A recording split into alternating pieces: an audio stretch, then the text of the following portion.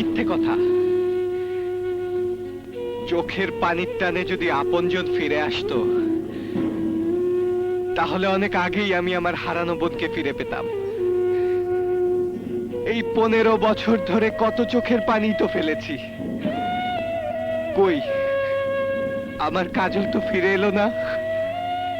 তাই তো আমার কষ্টটাকে বুকের ভেতর পাথর চাপা দিয়েছি। এখন আমার শুধু একটাই স্বপ্ন, তোকে মানুষের মতো মানুষ করা, তোকে অনেক বড় করা। হ্যাঁ, আমাকে মানুষ করতে গিয়ে, আমাকে বড় করতে গিয়ে, আরে তুই তো নিজেকে নিয়ে ভাবতেই ভুলে গেছিস। একবারও কি ভেবেছিস তুই রক্ত মাংসে গড়া মানুষ, তোর জীবনে কিছু চাওয়া পাওয়া থাকতে পারে? সকাল থেকে রাত পর্যন্ত উপার্জন করা আর মানুষের উপকার করে বেড়ানো, এই তো তোর কাজ। বলতে পারিস এভাবে পথ চলা তোর কবে শেষ হবে? কবে? যেদিন তুই লেখাপড়া শেষ করে মানুষের মতো মানুষ হবি, আমি তোকে কথা দিচ্ছি, সেদিন আমি দিনরাত পরিশ্রম করা ছেড়ে দেব। সেই দিনটা কি আমি তোর জন্য এনে দিতে পারবো? অবশ্যই। মারুফের প্রতি ফোঁটা ঘামের দাম দেবার জন্য তোকে অনেক বড় হতে হবে। আরে মারুফের মতো বন্ধু ভাই কজনের ভাগ্যে হয়। এক সময় নিজেকে নিয়ে ভাবতাম, এই আলী বাবাই শুধু মানুষকে নিয়ে ভাবে। আমি সেই আলী বাবা আজ এই মারুফের কাছে হার মেনেছি। কেন মেনেছি জানিস? আলী বাবা হয় হাজারে একটা, আর মারুফ মারুফ হয় লাখে একটা। অনেক বেশি বলে ফেললে আলী বাবা। না রে না, যে নিজে না খেয়ে মানুষকে খাওয়ায় তার নাম মারুফ ভাই। নিজের টাকা দিয়ে যে গরিবের চিকিৎসা করায় তার নাম মারুফ ভাই। গরিবের উপর অন্যায় নির্যাতন দেখলে যে প্রতিবাদ করতে যায় তার নাম হলো মারুফ ভাই। তাই মাঝে মাঝে তোকে আমার স্যালুট করতে ইচ্ছে হয়। সেলুট আমাকে নয় আলী বাবা, সেলুট পাবার যোগ্যতা শুধু তোমার। তোমার কাছে মানুষ হয়ে আজ আমি মারুফ ভাই। তোমার কারণে আজ আমি কলেজে পড়তে পারছি, নিজেকে উচ্চ সমাজে প্রতিষ্ঠা করার স্বপ্ন দেখতে পাচ্ছি। তোমার কাছে আমাদের ঋণের কোনো শেষ নেই বাবা।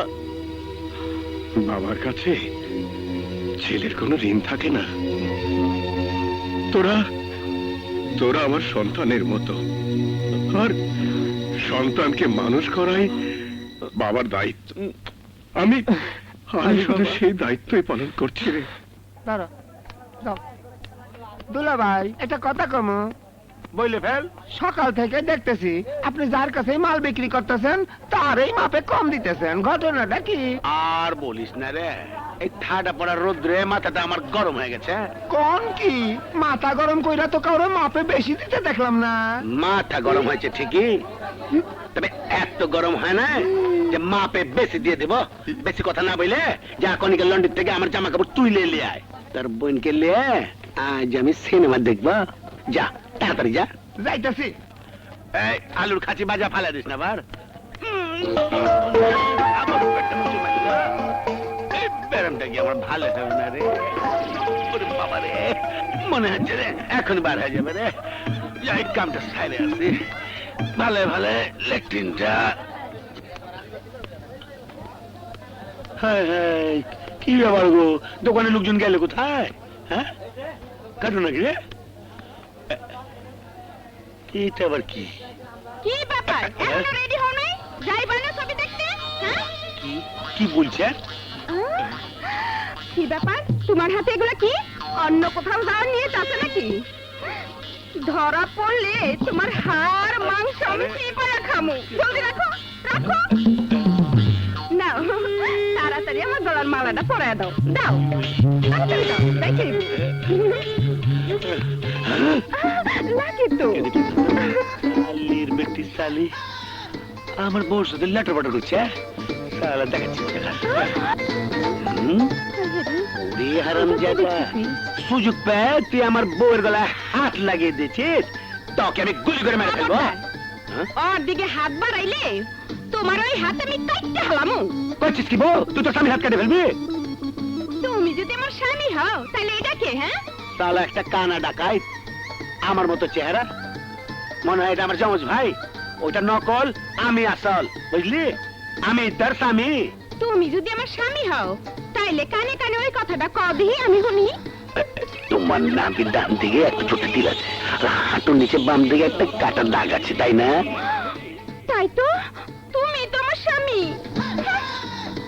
হারামজাদা, তোকে বলছি শোন, এরপর যদি তুই আমার দোকানে বা বাসায় আসবি তা খালি গায়ে আসবি, বুঝলি?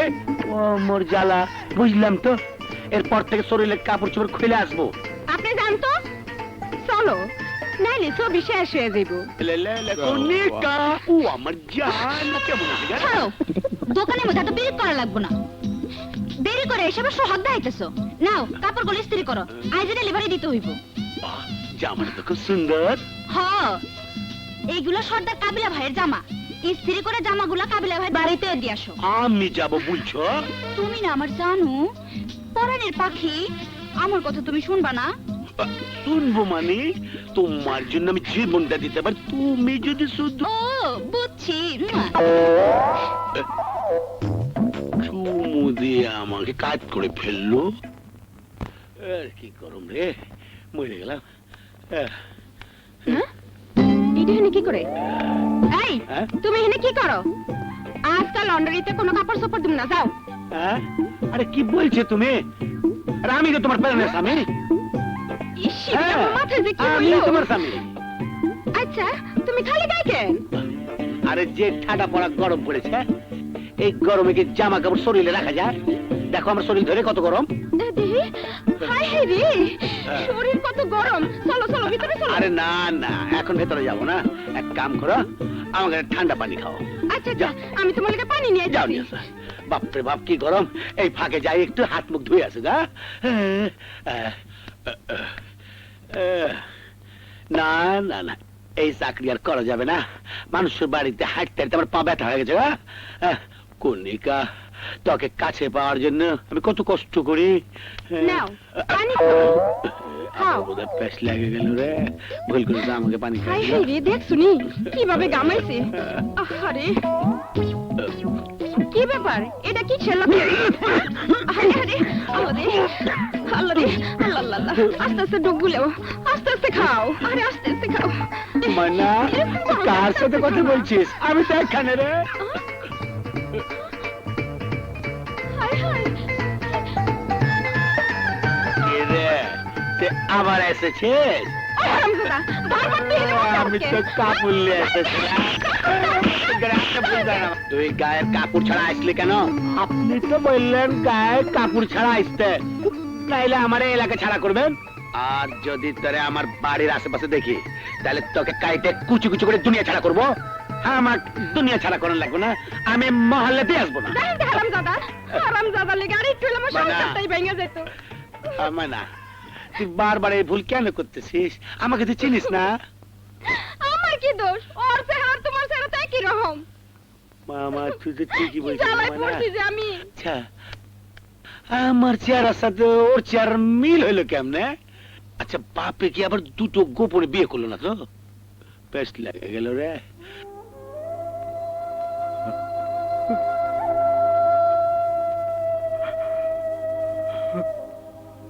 আজ 15টা বছর হলো তুমি দুনিয়া ছেড়ে চলে গেছো। এই 15 বছর আমি একটি রাতও শান্তিতে ঘুমোতে পারিনি। চোখ বন্ধ করলেই ভেসে ওঠে 15 বছর আগের সেই দুঃসহ স্মৃতি, যা আমাকে শান্তিতে ঘুমোতে দেয় না, আমাকে প্রতিনিয়ত অস্থির করে তোলে। শুধু মনে হয় যেদিন নিজের হাতে তোমার আর আমার নিষ্পাপ শিশু হত্যার প্রতিশোধ দিতে পারবো, সেই দিনে আমি শান্তিতে ঘুমোতে পারবো, সেই দিনে আমি শান্তিতে ঘুমোতে পারবো। আলী বাবা, আলী বাবা, তুই তোমার জীবনের উপর দিয়ে এত বড় দুর্ঘটনা ঘটে গেছে, তোমার বুকের ভেতর এত দুঃখ জ্বালা যন্ত্রণা লুকিয়ে আছে, কই কোনোদিন তো আমাদেরকে একবারও বলনি আলী বাবা। কি করে বলবো? সেই দুর্ঘটনা যে আমার পরাজয়ের কাহিনী, আমার ব্যর্থতার কাহিনী, সেদিন আমার স্ত্রীকে আমি বাঁচাতে পারিনি। আমি বাঁচাতে পারিনি আমার নিষ্পাপ সন্তানকে ওই শত্রুদের হাত থেকে। তোমার শত্রু? হ্যাঁ, আমার জীবনে কালো মেঘের ছায়া হয়ে যে আমার সবকিছু তছনছ করে দিয়েছে, তার নাম কায়েস। কায়েস সওদাগর। কায়েস সওদাগর? হ্যাঁ, আমি আর কায়েস একই কোম্পানিতে চাকরি করতাম।